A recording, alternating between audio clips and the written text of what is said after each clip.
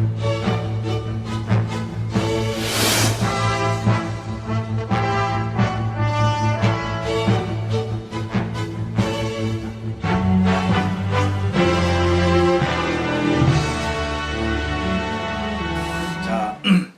오늘 말씀을 우리가 한번 보도록 하겠습니다. 오늘은 누가복음 강해 95번째, 제목은 포도원의 비유라는 것입니다. 자, 우리가 포도원의 비유에 대해서 우리가 들어가기 전에 잠깐 우리가 기도하고 주님 앞에 나가겠습니다. 사랑의 하나님 아버지, 감사합니다. 오늘도 주님의 말씀이 우리에게 펼쳐짐을 감사드립니다. 이 말씀이 생명되고 이 말씀을 통하여 우리의 죄가 드러나고 그러므로 인하여 우리가 생명을 붙들게 될 줄 믿습니다. 오늘도 주님 그 은혜로 우리의 귀와 눈을 열어 주시옵소서. 전하는 자의 입술과 모든 것이 인간의 만들어진 설교가 아닌 성령님 말씀하시옵소서. 우리가 듣겠나이다. 예수를 보여주시고 십자가와 구원과 하나님의 그 사랑의 큰 은혜를 우리가 경험하게 하여 주시옵소서. 감사하며 예수님 이름으로 기도드렸사옵나이다. 아멘. 축복합니다.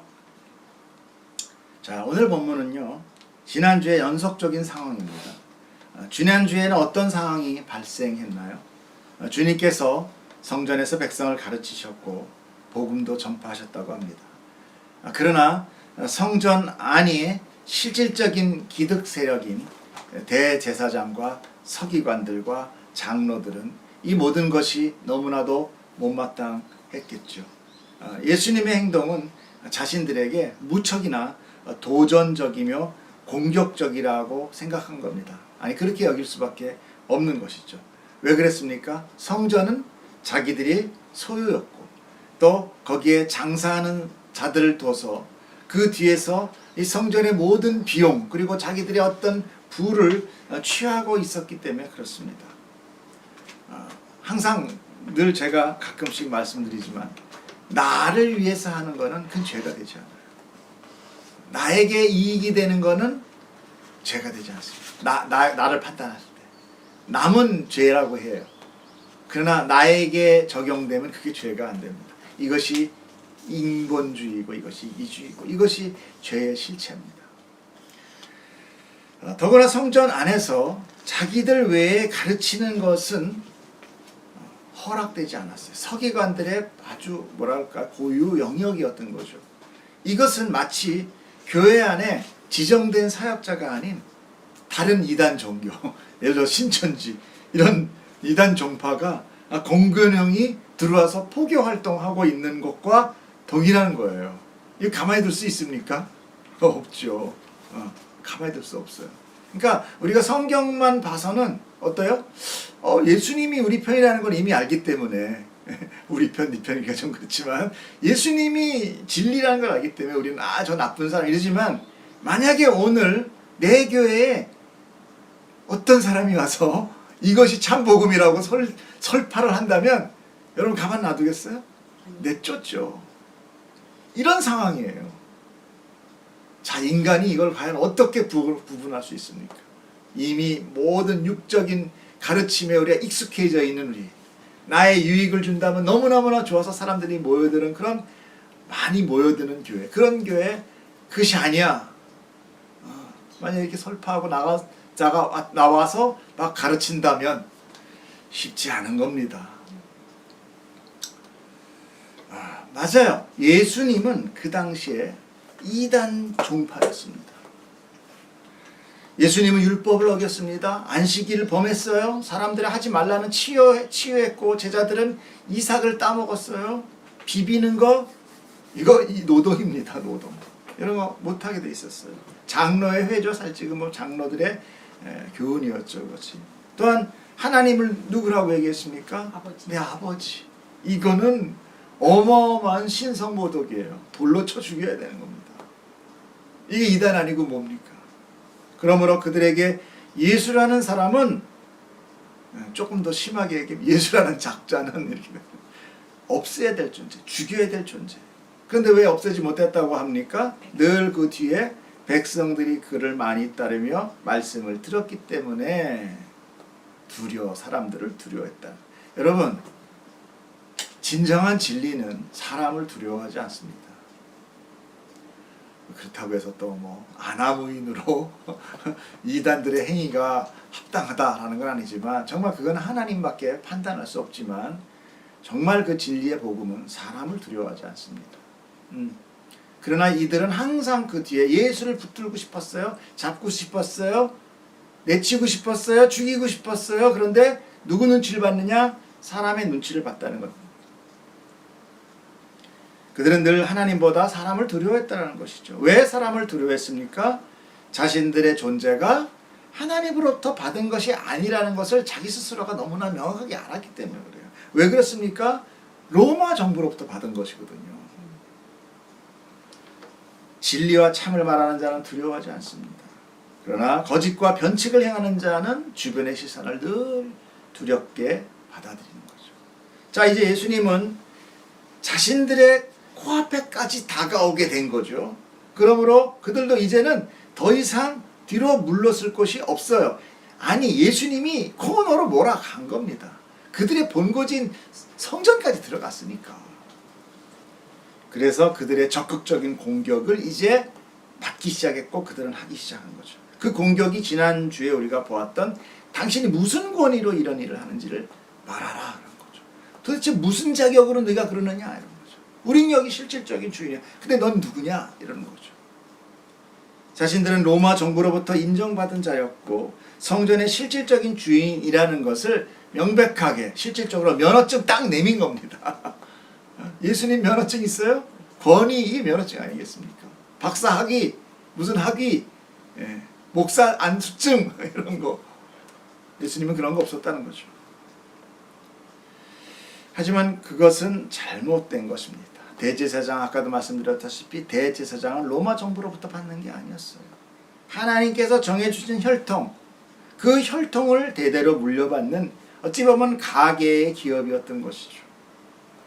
자, 주님은 그들의 질문에 세례 요한에 대한 질문으로 되질문했어요. 왜 그랬습니까? 세례 요한은 하늘로부터 권위를 받은 자가 맞거든요.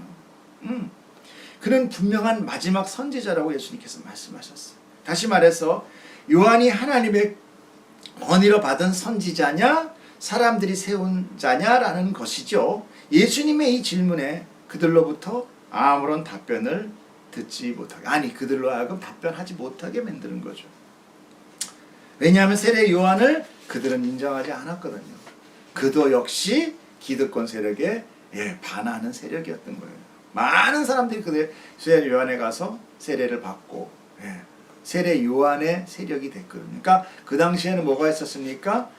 유대 율법주의 제사장들 파가 있었고 세례 요한의 파가 있었는데, 예수 그리스도가 오면서 세례 요한은 어떻게 합니까? 나는 그는 흥하여야 됐고 나는 쇠하여야 된다 라고 물러났어요. 그러니까 예수님의 세력이 아주 어찌 보면은 세례 요한이 길을 내기 위한, 예수님의 길을 내기 위해서 내가 먼저 왔다 그러잖아요. 예수님의 길을 내준 거죠. 그 당시에 아주 쉽게 얘기해서 무명의 청년이 아주 유명한, 아주 굉장히 유명한 큰 목사님이 나의 주 이렇게 하면서 이분이 흥해야 됩니다라고 하니까 많은 사람들이 글로 몰려간 거예요. 이거 쉽습니까? 이거 절대 쉽지 않죠. 결코 내려놓지 않죠. 세례 요한은 그만큼 하늘의 권위를 받은 자였어요. 그러나 그들은 그 기득권 세력들은 그를 인정하지 않았죠. 인정할 수가 없었죠. 인정하게 되면 다 내줘야 되기 때문에. 그러므로 예수님의 질문은 그들의 아주 심혈을 찌르는, 그들의 약점을 찌르는, 그러므로 그들은 난처한 질문이었고 대답할 수 없었던 겁니다. 하지만 아까도 제가 말씀드렸지만 그들이 대답을 못했다는 게 아니라 대답 못하게끔 막으신 겁니다. 하나님께서 그들의 입을 닫아버리신 거예요. 입이 닫히고 눈이 닫히고 귀가 닫힌 자에게 하늘의 진리는 닫히는 겁니다. 여러분, 이게 굉장히 무서운 겁니다. 내가 성경을 읽어서 내가 터득하는 것이 아니라는 거예요. 하나님이 열어줘야 돼요. 그러므로 주님도 나도 너에게 대답하지 않겠다. 이게 뭡니까? 나도 너에게 진리 얘기하지 않겠어. 내 실체 얘기하지 않겠어.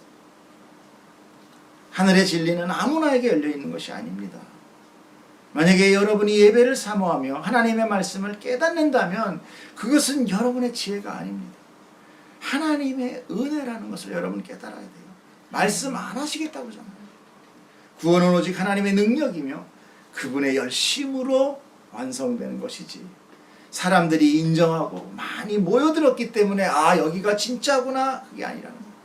주님은 오히려 모여드는 무리를 늘 피해서 숨으셨다라는 것을 우리는 성경 속에서 발견해야 돼요. 무리, 이것들은 조심합니다. 해야 됩니다. 우리는 늘 군중 심리에 휘둘리는 거예요. 늘 군중 심리에 휘둘려요.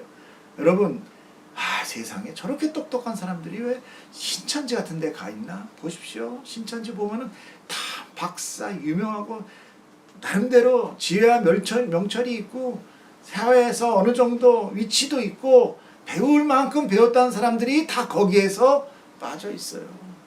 그게 뭡니까?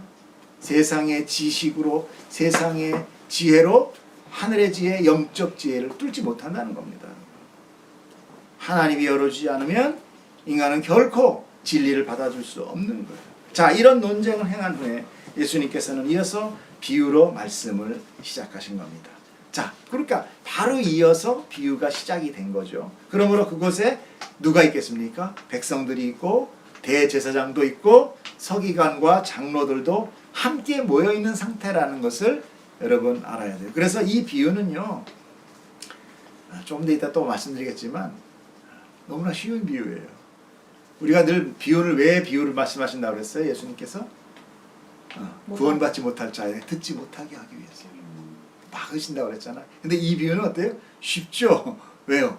열려 있어요. 누가 있어요? 대제사장, 서기관, 장로 다 들으라고 얘기한 거예요. 자, 9절 한번 우리 같이 보도록 하겠습니다. 자, 9절 시작. 그가 또 이 비유로 백성에게 말씀하기 시작하시니라. 한 사람이 포도원을 만들어 농부들에게 새로 주고 타국에 가서 오래 있다가, 이런 어떤 말씀의 비유의 배경이 쭉 설명되고 있어요. 이 비유의 배경은 그 당시의 시대적인 배경으로도 그 얘기 이렇게 쉽게 알 수 있는 게, 예수님의 비유는요, 우리는 조금 낯설지만 유대인들로서는 굉장히 흔한 일들을 늘 비유로 말씀하십니다.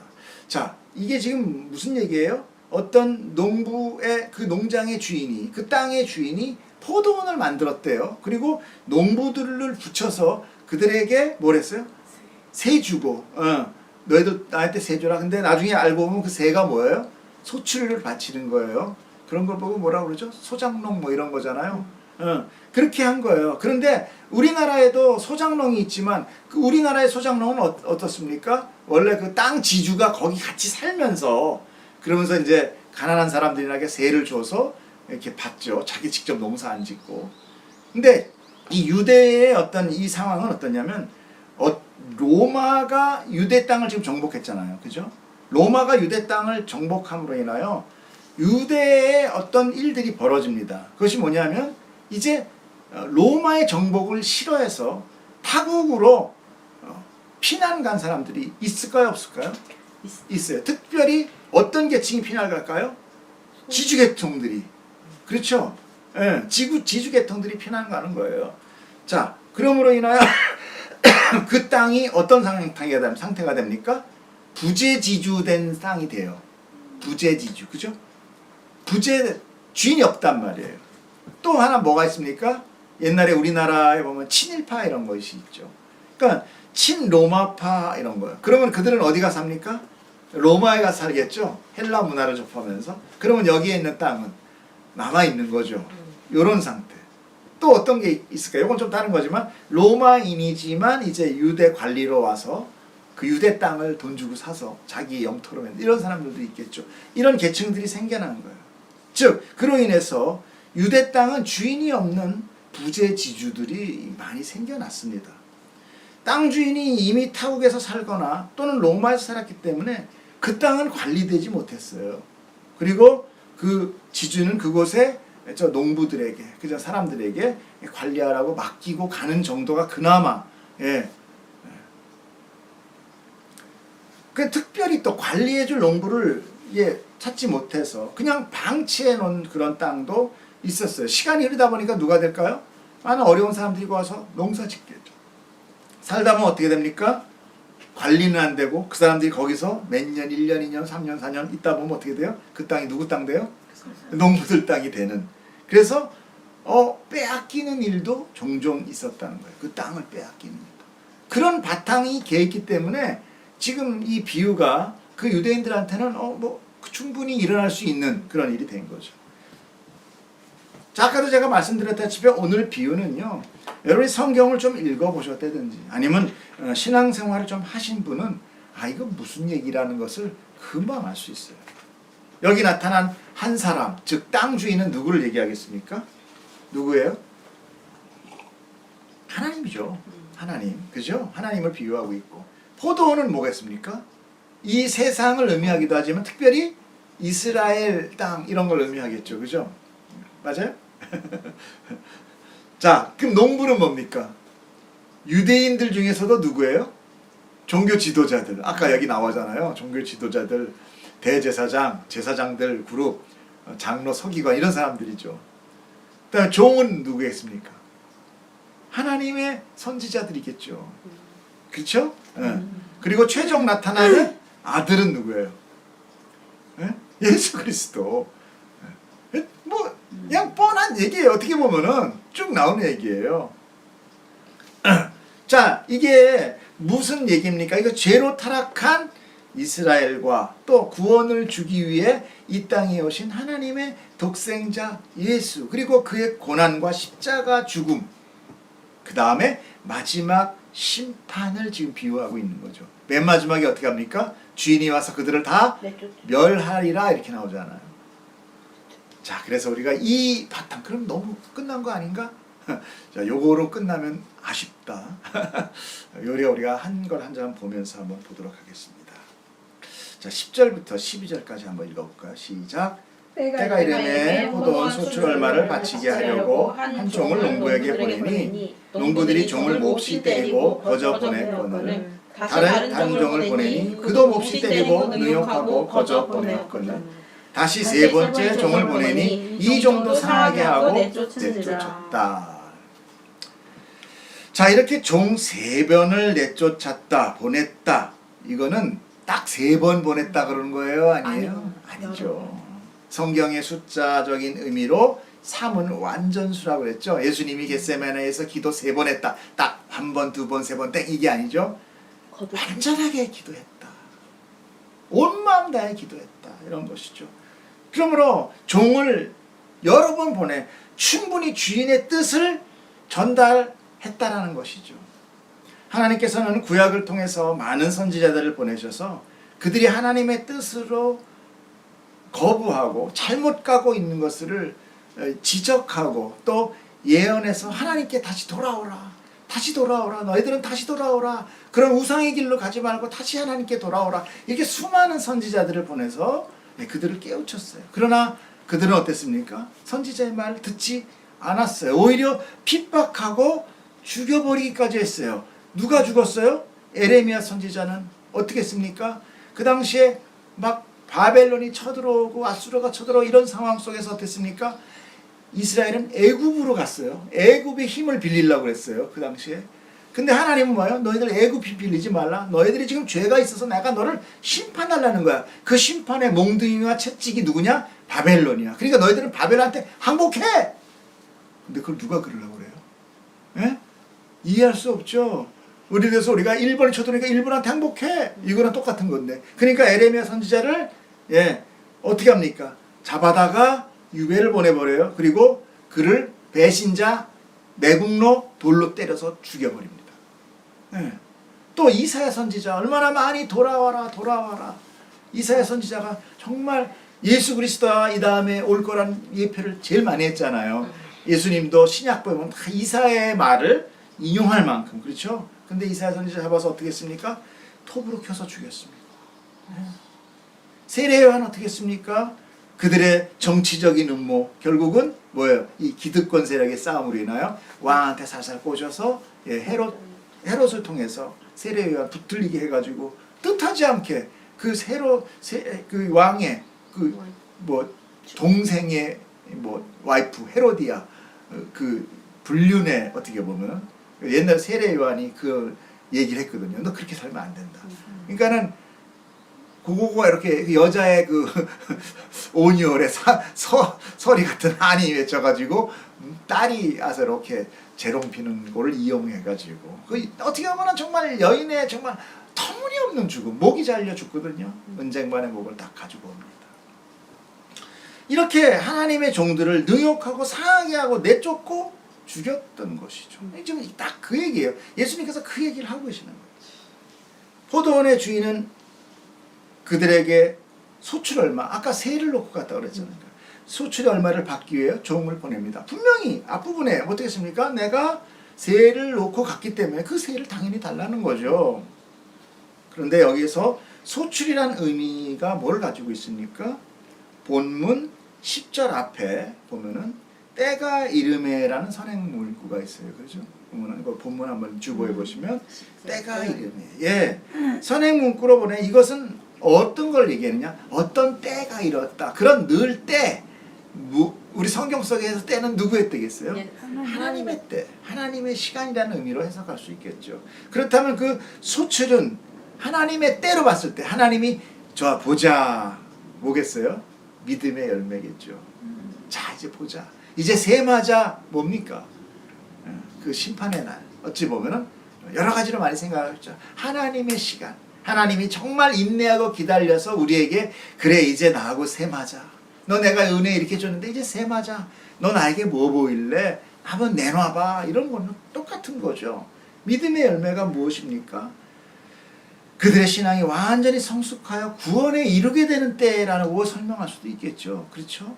하나님께서는 구약에서는 율법을 잘 지킴으로 구원을 받게 하셨어요. 그래서 율법 주신 건 맞아요. 자, 출애굽기 한번 보겠습니다. 세계가 다 내게 속하였나니 너희가 내 말을 잘 듣고 내 언약을 지키면 이게 뭐예요?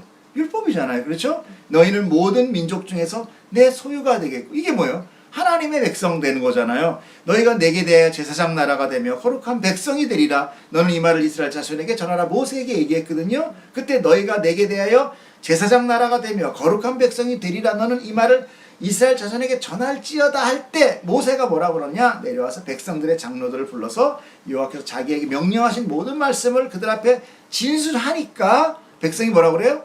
일제히 응답하면서 이르되 같이 여호와께서 명령하신 대로 우리가 다 행하리이다. 모세가 백성의 말을 여호와께 그 내가 다 해버릴 겁니다. 그런데 더욱 이게 뭐냐면요. 이때 십계명이 아직 안 받아졌을 때 먼저 듣고도 드러나 봅시다도 아니고 할 수 있어요 이렇게 했다는 거예요. 물론 믿음의 소리였을 것입니다. 그러나 인간의 믿음은 하나님의 말씀을 지킬 수 없는 아주 연약한 거죠. 하나님께서는 이스라엘에게 율법을 주어서 스스로 지켜 완전히 순종을 이루어라. 이것이 너의 열매다. 구원의 열매다. 그것으로 나의 백성이 될 것이다. 즉 율법으로 구원을 얻게 열어놓으신 거 하나님 맞아요. 그러나 율법은 티 없는 완전 선인 하나님은 늘 가능합니다. 그래서 우리가 율법이 폐해졌다가 아니라 율법이 완성됐다 그래 예수님은요. 그러니까 우리가 하나님의 나라로 가면은요 그 나라의 법이 무슨 법이에요? 율법이에요. 와, 그거 어려운 거 하나님 나라 지켜야 돼? 여러분 이 땅에 이 죄인으로서는 불가능하지만 의인으로서는 그냥 삶이야. 여러분이 숨 쉬는 거. 저도 아직은 안 가봐서 모르지만 하나님과 하나 돼서 하나님의 완전선이 우리에게 부어질 때 우리는 하나님을 예배하고 찬송하는 거. 아담이 굉장히 괴로워했다 이런 소리 들었습니까? 하나님이 창조해서 아담이 에덴 동산에서 날마다 힘들어 고통스러워하더라 이렇게 보셨어요? 안 그랬어요. 하나님이 와가지고 이름 져라. 그래도 그 수많은 종류의 그 종과 목과 이런 거 다 이름 지고 동산을 잘 관리하면서 살면서도 하나님의 음성도 단 하나 선악과를 따먹은 죄는 있지만 그 이후에 어려워졌죠. 그러므로 율법을 지키기 위해서 우리의 열심을 내야 되는 것은 맞아요. 여러분 율시 폐해졌으니까 율법 우린 지키지 말자. 에이 뭐 다 필요 없네. 여러분 그렇게 생각하면 안 됩니다. 제가 오늘 혼자서 묵상하면서 이런 생각이 들었어요. 어떻게 보면은 이런 어떤 그 코로나라는 어떤 것 때문에 우리가 종교적인 형식이 깨어지고 있는 것은 사실입니다. 하나님께서 종교적인 형식을 깨뜨릴 수 있어요. 왜? 하나님의 그 종교적인 형식은 그릇이라고 그랬잖아요. 그릇에 금칠하고 그릇에 다이아몬드 받고 그릇 빌면서 그 안에 내용에는 전혀 관심 없고 그저 그릇 그냥 형식에만 우리가 치우치는 우리를 보고 하나님께서 그 그릇을 이렇게 뭐 깨뜨렸는지 모르지만 어찌됐건 그 형식을 중지시키는 거라고 저는 믿습니다. 그런데 또 이 그릇이 너무 또 깨어지다 보니까 어떻게 돼요? 그 안에 있는 내용물이 어떻게 됩니까? 다 흘러버려 없어질까봐 그것도 걱정돼요. 여러분 이런 우리가 드리는 이 온라인 예배가 비록 형식은 깨어졌지만 그러나 여러분 그래도 나름 담을 수 있는 그 진리가 담을 수 있는 최소한의 형식은 우리가 유지해야 되는 것입니다. 이것마저 다 깨져버리면 그 안에 있는 건 다 없어지는 거예요. 여러분 예배가 그렇게 되면 안 됩니다. 인간이 드리는 어떤 형식, 만들어 놓은 것들, 웅장한 앞에 있는 뭐 이런 거, 그런 뭐 예배 순서 다 좋습니다. 그런 거는 여러분 하지만 그러나 신령과 진정의 그릇은 여러분 있어야 된다는 거예요. 그것마저 깨어지면 아무것도 아닙니다. 그거는 아무것도 아니에요. 정말 아무것도 아니에요. 제가 어저께 잠깐 봤더니 어떤 불교 신자가 아침 저녁으로 새벽에 빌고 기도해. 물론 자기를 위해서 하는 거겠죠. 그럼에도 불구하고 우리가 하나님, 살아계신 하나님을 예배한다는 우리가 그런 기본적인 어떤 형식도 우리가 갖지 않고 온라인이니까 이렇게만 생각한다면 여러분 어떻습니까? 그건 정말 위험한 겁니다. 어쩌면 다 잃을 수 있습니다. 여러분 이런 거 굉장히 조심해야 돼요. 그러므로 우리가 율법도 열심은 내야 돼요. 열심을 내봐야 율법이 힘든 줄 알고 그리고 율법으로 내가 이룰 줄 모르는 율법으로는 안 된다는 것을 깨닫게 되는 거잖아요. 그렇잖아요. 그러면서 그게 왜 안 될까? 내 죄가 이렇게 강하구나. 그걸 알게 되잖아요. 죄의식이라는 걸 우리가 갖게 되잖아요. 죄책감이 아니라 죄의식은 가져야 된다는 거죠. 그건 율법을 행하지 않으면 죄를 알 수가 없어요. 하나님께서 뭐라 했습니까? 얘가 너희들에게 율법을 준 것은 죄를 깨닫게 하기 위함이다 그랬잖아요. 근데 율법 아무도 안 지켜. 버려버렸어 그냥. 그러면 그 누구도 내가 죄인인 걸 알지 못한다는 거예요. 내가 음심을 품으면 저 여자를 강간한 거나 똑같다. 미워하면 살인한 거나 똑같다. 이런 많은 것들이 있잖아요. 근데 그런 걸 다 깨버렸어. 그럼 그렇지 뭐 아무것도 아니지. 이러면 내 안에 나는 좀 이게 자꾸만 되면 어떻게 됩니까? 종교적 거룩함, 종교적 우월감, 나는 열심히 기도했어, 나는 헌금했어, 이런 형식적인 거로 인하여 나는 그래도 구원 받을만 해. 이런 자기 오류, 자기 최면, 뭐라고 그러죠? 이렇게 돼버릴 수 있습니다. 맞아요. 그들 역시도 유대인들도 율법을 줬기 때문에 율법밖에 모르는 거잖아요. 그 당시에는 예수 그리스도 물론 그 안에 다 숨겨져 있고 이사야가 얘기했잖아요. 예수 선지자가. 근데 그들은 안 받아들였어요. 그리고 율법만 지키려는데 지키려 보니까 지켜져요? 안 돼요. 그러니까 가면서 이걸 지키면 어떻게 돼? 주일날 안식일은 이렇게 움직이면 안 돼. 몇 벽 이상 가면 안 돼. 뭐 이런 식으로 규칙을 만드는 거예요. 사람 고치면 안 돼. 일하지 마. 이런 거죠. 그런 걸로 수많은 어떤 규칙으로 나는 그래도 율법 그러면 지킨 거네. 이렇게 덮어버렸던 거예요. 그러면서 자기들의 열심을 내세우려 했던 것이죠. 자, 이런 것은 마치 일저질인 자식이 엄마한테 들키지 않으려고 뭐래요? 열심히 막 설거지도 하고 알고 보니까 엄마가 소주기 다루는 그릇 깨먹었어. 이런 거 할 수 있잖아요. 마치 이런 거예요. 자, 결국 본문의 때가 이르러 소출을 받으러 종이 왔으나 막상 그들이 하나님 앞에 내보일 소출이 없더라는 거죠. 여러분 이렇게 우리가 생각할 수 있잖아요. 아 없는데요. 종이 계속 오네 달라고. 이거 어떻게 패서 보내는 거죠. 어? 인간의 그런 열심이 점점 더 죄로 변질이 될 수 있는 거예요. 자 그러므로 주인이 첫째, 둘째, 셋째 종을 거칠게 때리고 능욕하고 상하게 해서 거기 가면 아우 안 돼 무서워요 두려워요 가지만 그냥 그 땅 버려요 주인님 여기 잘 살고 있잖아요 포기하게 만드는 거죠. 이들은 부재지주가 이미 타국에서 살고 있었고 로마에서 편하게 살기에 이 땅은 버려진 것이므로 자기들이 지속적으로 이렇게 괴롭히고 거부하면 네, 먼 거리 오니까 가끔 올 수 있잖아요. 몇 달 걸려서 한 번 오는 건데 포기할 것이다 이렇게 된 거고 실질적으로 그런 일이 많이 벌어지고 있었다. 네.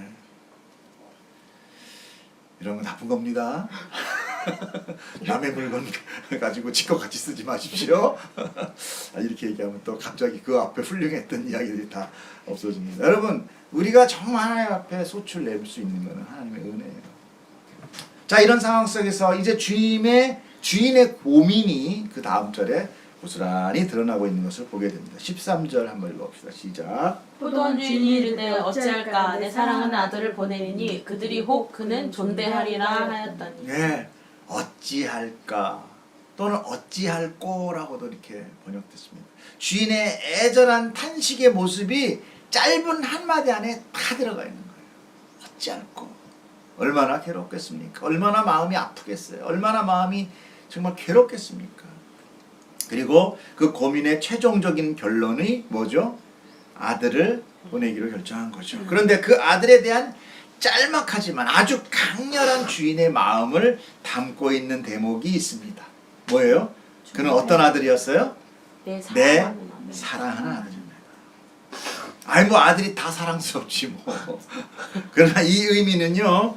아버지와의 관계가 돈독하고 성실한 아들이라는 것을 내포하고 있어요.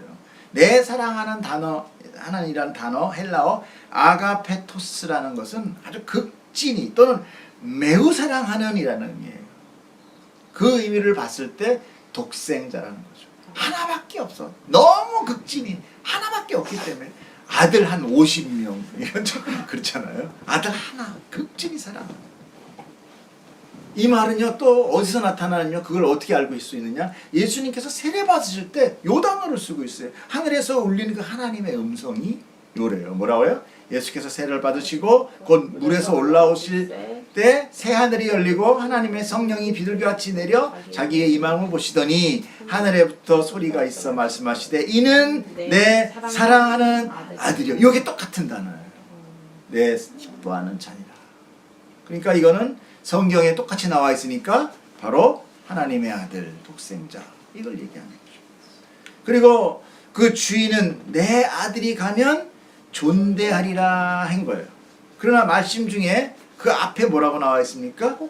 혹 존대하리라. 혹이라는 단어가 들어가 있어요. 이제 이 번역을 새 번역에 뭐라고 나오냐? 설마 이렇게 돼 있어요. 설마 존대할까? 이런 거죠. 이게 NIV 영어 성경에 뭐라고 나왔을까요? Perhaps 이렇게 나와 있어요. 아마도는 뭐예요? 안 할지도 모른다는 거죠. 하나님께서는 자신의 아들을 보내고 있지만 그들이 그를 존대하지 않을 거라는 거를 안다 모른다 알고 계셨다. 안 할 거야. 그럼에도 존대하지 않는다면 결국 그 이야기는 그들이 내 아들을 죽일지도 모른다는 것을 내포하고 있다는 것입니다. 결국 이것이 바로 하나님께서 독생자 예수를 이 땅에 보내실 때 그 순환과 고난과 죽음을 미리 알고 계셨다는 것을 의미하고 있는 거예요. 그걸 지금 예수님이 얘기하고 있는 거예요. 그럼에도 내가 너희를 보냈다. 그만큼 하나님이 너희를 사랑한다는 거죠. 하나님께서는 이 세상 모든 것을 다 아십니다. 그렇기 때문에 그분을 전지전능하신 분이다 라고 얘기합니다. 하나님께서 모르는 것은 결코 하나도 없어요. 그러므로 우리가 어떤 상황 속에서 당혹한 삶, 억울한 일을 당할지라도 이거 다 하나님 뜻 안에 있다는 것을 우리가 인정해. 이게 믿음이에요, 여러분. 우리가 좋은 거 대주니까 하나님의 은혜가 나에게 닿았어. 딱 그러면 하나님 주무시나? 하나님이 나를 버렸어. 여러분 이건 믿음 아닙니다. 하나님이라는 이름만 접두에다 갖다 대면 다 그게 뭐 신앙적인 고백이라고요? 아니요. 믿음 아닙니다. 내가 처절한 상황을 당하고 억울하고 우겨쌈을 당하는 일이 저지러도 아 하나님이 나에게 가장 손으로 이끄시고 계시는구나. 이걸 통할 때 내가 정금같이 나아버리라. 여러분 이거 하실 수 있어야 돼요. 여러분 보고 율법 지키라고 말 안 해요. 여러분 보고 어떻게 깨끗하게 살아라고 말 안 합니다. 왜? 예수 그리스도가 다 죄에 대한 걸 줬어요. 그런데 우리가 다 하나 믿음이라는 것을 주신 거는 뭐예요? 그 하나님을 믿으라는 거예요. 이런 거 있잖아요. 아빠가 목욕탕에 갈 때 뜨거운 물 속에 들어가잖아요. 아이를 데리고 갈 때 아이가 안 들어가겠다고 그러죠. 왜? 아빠가 뭐래? 아빠 믿어, 아빠 믿어. 시원해 들어가면 시원하긴 아빠만 시원하지. 그래서 푹 같이 들어가면 아이가 아빠 모가를 꼭 끌어안고 들어가요. 아 더 좋은 거 있다. 놀이공원에 슬라이드를 탈 때 애들 무서워서 그래요. 아빠 믿어, 아빠만 믿어. 꼭 붙들고 탁 타고 나면 돼. 너무너무 재밌어. 아빠 또 타, 또 타. 그러나 두려웠어요. 그 두려움까지도 하나님의 가장 손으로 가는 거니까 우리가 뭐 그 나머지 있는 환경 보면서 저놈 이놈 저놈 하면서 욕할 필요 없다라는 거예요. 하나님이 나에게 가장 속한 거예요. 아 나는 악인이구나. 나는 죄인이구나. 난 이 과정을 겪어야 내가 정금같이 나아가는구나. 나는 내가 제일 착한 줄 알았더니 알고 보니까 나는 세상 악한 놈이었네. 나는 이걸 당해야 되는 거네. 이걸 겪어야 내가 깨닫는 거네. 여러분 여기까지 여러분 나가게 믿음이라는 거예요. 여러분으로 착하게 살아가는 거.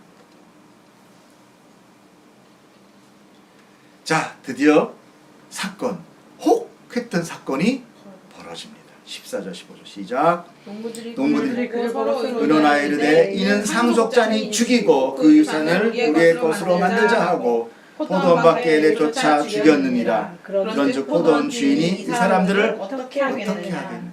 드디어 벌어졌습니다. 그 아들을 죽였어요. 농부들은 그 아들을 보고 서로 의논했다고 합니다. 이 얘기는 뭡니까? 예수를 죽인 것은 충동적인 거나 우연한 일이 아니라는 거예요.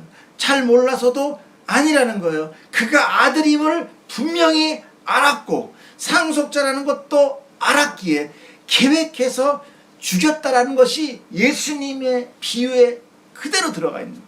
너네들 지금 내가 몰라서 그러는 게 아니라 내가 진짜가 오니까 너희들의 그 가짜가 드러날까 봐 날 죽이는 거 안다. 얼마나 무서운 얘기입니까?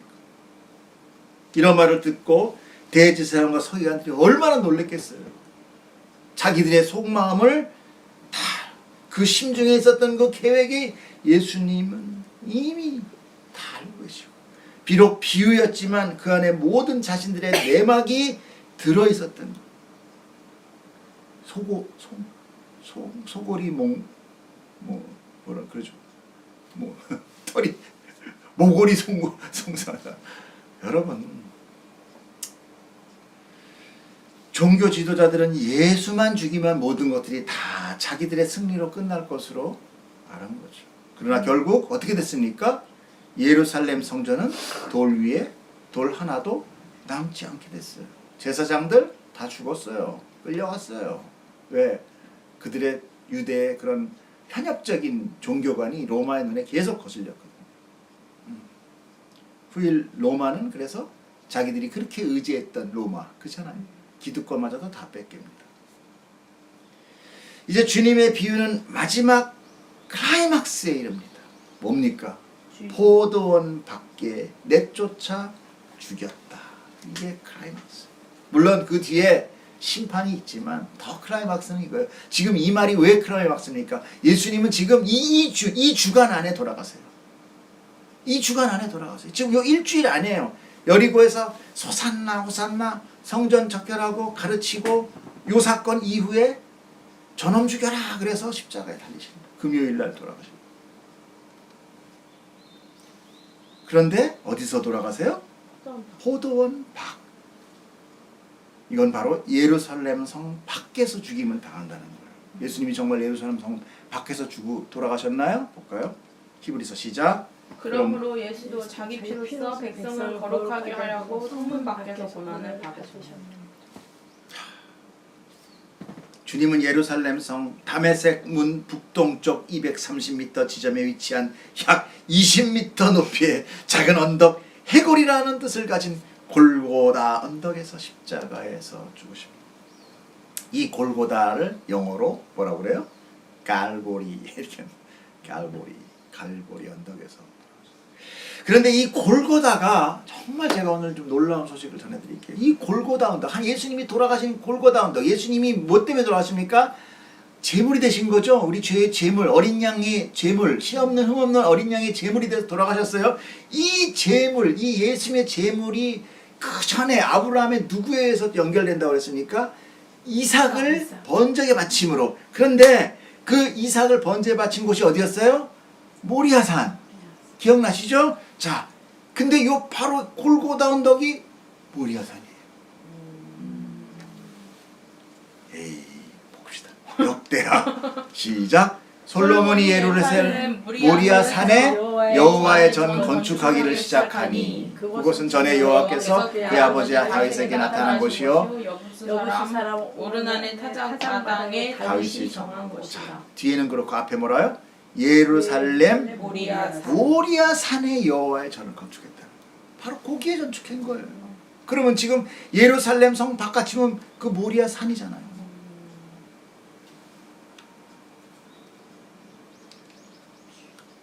이 모리아산에 솔로몬이 예루살렘 성을 건축했어요. 즉 예루살렘 성전이 세워진 곳이 모리아산이고 그 성 바로 옆에 언덕 골고다에서 주님이 고난받으신 그곳이 이삭이 번제드리던 그 제단이었다.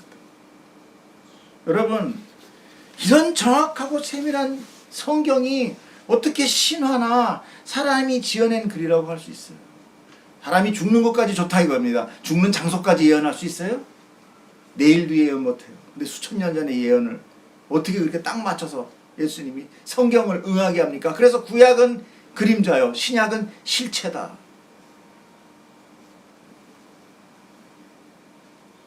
여러분, 그렇기 때문에 우리의 믿음은 결코 헛된 것 아니에요. 믿으세요. 성경이 이렇게 명확하다는 것은 뭘 뜻합니까?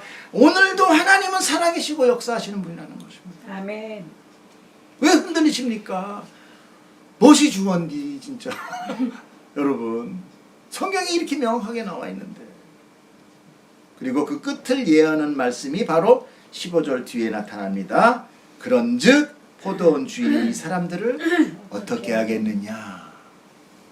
이게 마지막이죠. 여러분 어떻게 할까요? 16절에 나와 있어요.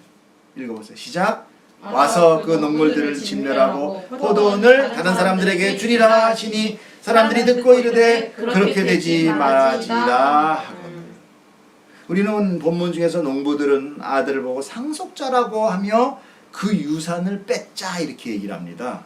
여러분, 상속자라는 것은 상속인이 죽었다라는 거예요. 상속이라는 게 뭐예요? 여러분, 유물이 뭡니까? 죽은 사람을 받는 거잖아요. 유산 받았다 그러면 아버지가 살아있는데 유산은 받는 것도 있지만 그건 사실 그건 야매지. 진짜는 뭡니까? 아버지가 죽었기 때문에 유산을 받는 거잖아요. 상속자라는 것은 바로 그런 거잖아요. 즉, 그 땅의 주인이 죽었다라고 생각한 거예요. 딱 아들이 오니까. 여러분, 불신자들이 늘 하는 말이 있어요. 뭐예요? 네. 하나님이 있긴 어딨어. 내가 하나님이다. 그러니까 결국 하나님 없는 거잖아요. 하나님이 있긴 어딨어. 그들에게 하나님은 없는 자예요. 예전에 죽은 자. 그래서 자신들에게 어떠한 해도 끼치지 못하는 존재이기 때문에 이 당당하게 살아가는 거예요. 여러분, 정말 하나님이 내가 잘못할 때마다 하다못해 220볼트라도 한 번씩 띡띡띡 쳤으면 우리 한 시간을 살아도 아마 이게 사는 거가 아닐 거야. 왜? 내가 겉으로 짓는 죄만 죄가 아니라 마음속으로 짓는 죄까지 지으니까. 갑자기 막 누가 미워. 찌릿 이렇게 돼.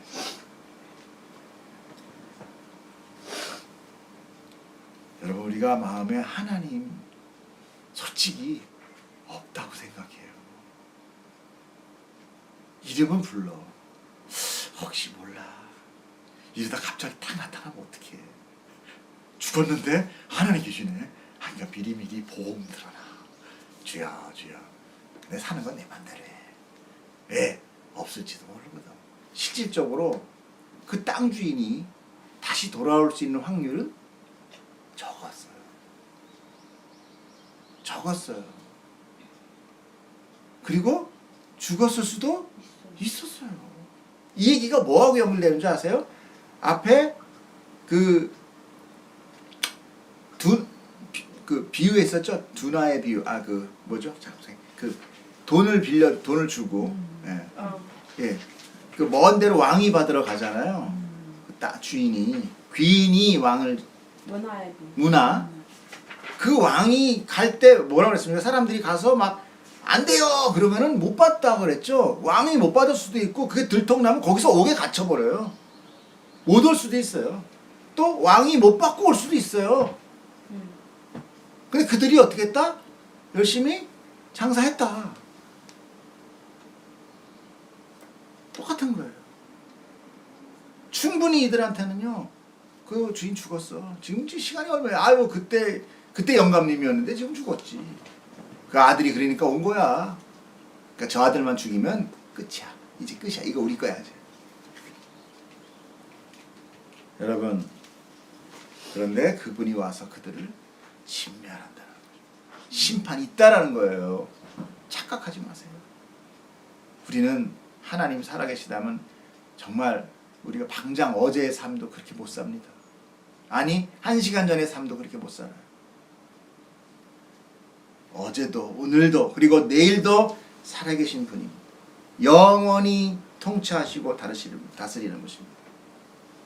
그리고 포도원은 다른 사람에게 준다고 합니다. 자, 누구겠습니까?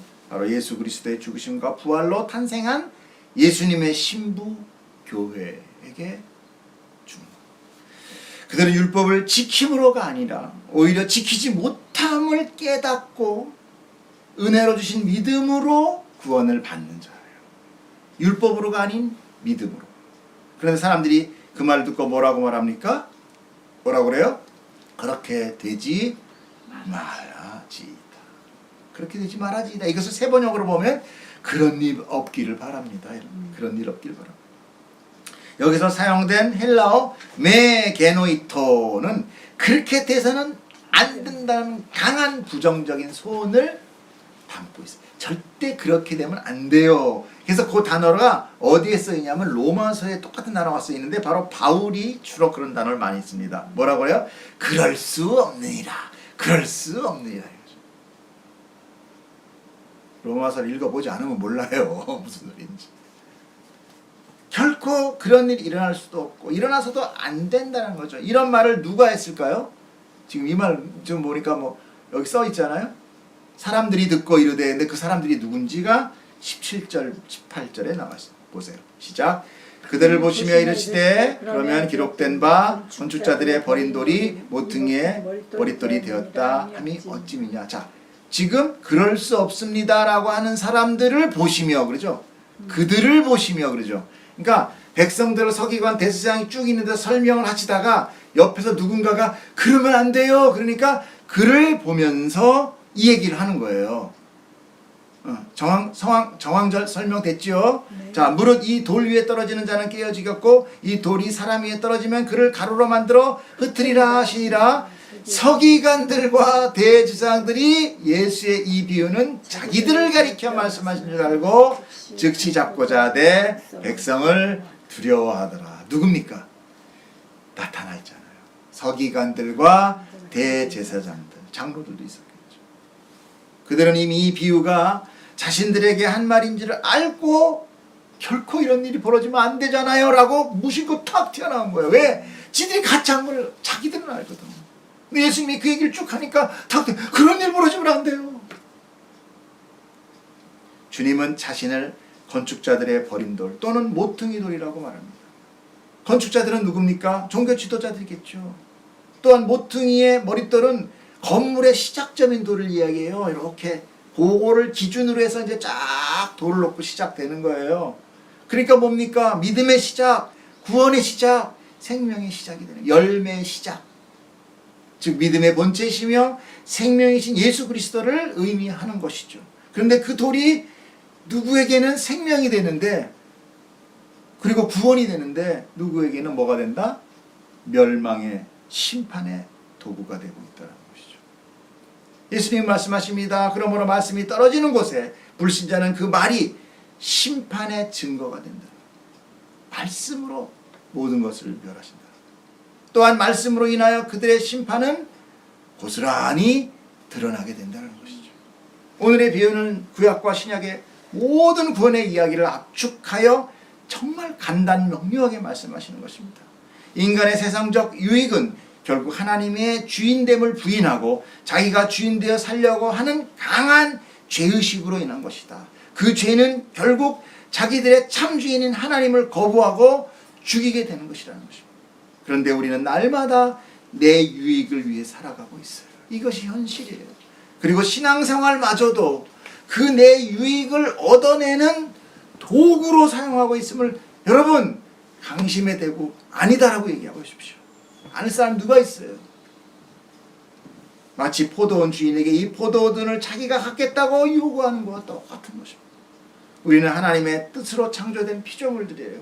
우리의 소유는 없습니다. 없어요. 있다고 착각하지 마세요. 공수래 공수고 빈손으로 왔다 빈손으로 가는 거예요. 무슨 소유가 있습니까 우리에게. 모든 만물은 다 그분에게 속하였고 그분의 뜻에 의해 다스려지고 생육하고 우리는 그저 번성할 뿐이에요. 앞서 본 출애굽기에 뭐라고 나와 있습니까? 세계가 다 그에게 속하였느니. 아까 읽었죠? 출애굽기. 예, 기억 벌써 잊어버리셨어요?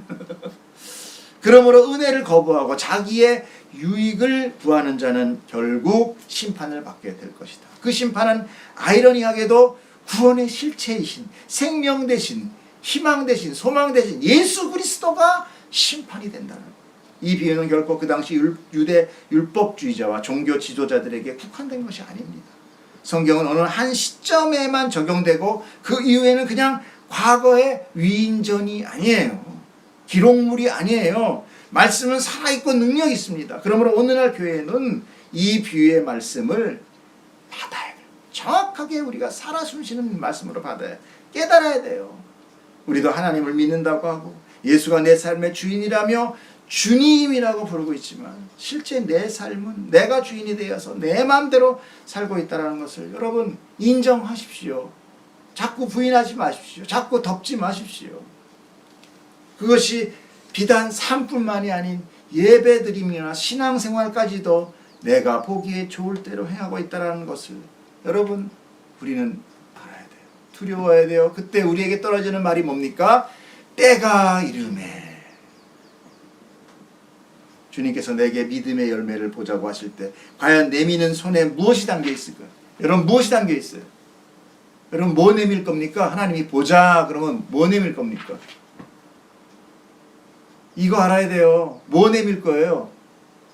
우리가 보일 열매는 예수 그리스도. 우리 행위, 몇 가지 헌금 낸 금액, 뭐 전도한 전도 숫자, 교회진 숫자, 선교 나간 횟수 다 필요 없어요.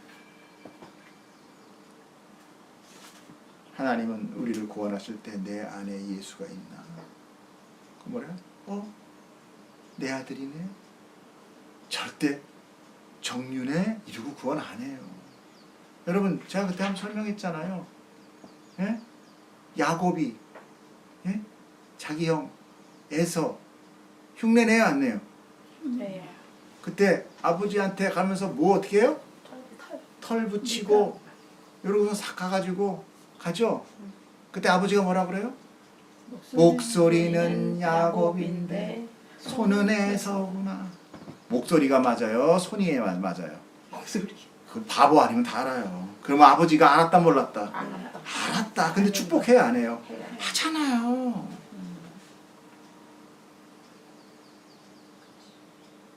우리가 죄인인 거 알아요 하나님께서. 그런데 안에 예수 있네. 축복하는 거예요.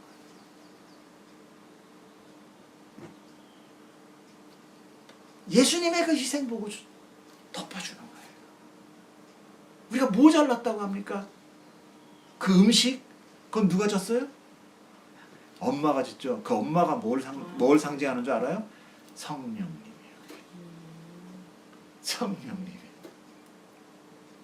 성령님이 다 차려놓은 밥상 우린 그냥 들고 들어가는 거예요. 예수 손목 보이니까 저게 쳐 죽일 놈이네. 그런데 축복하시는 거예요.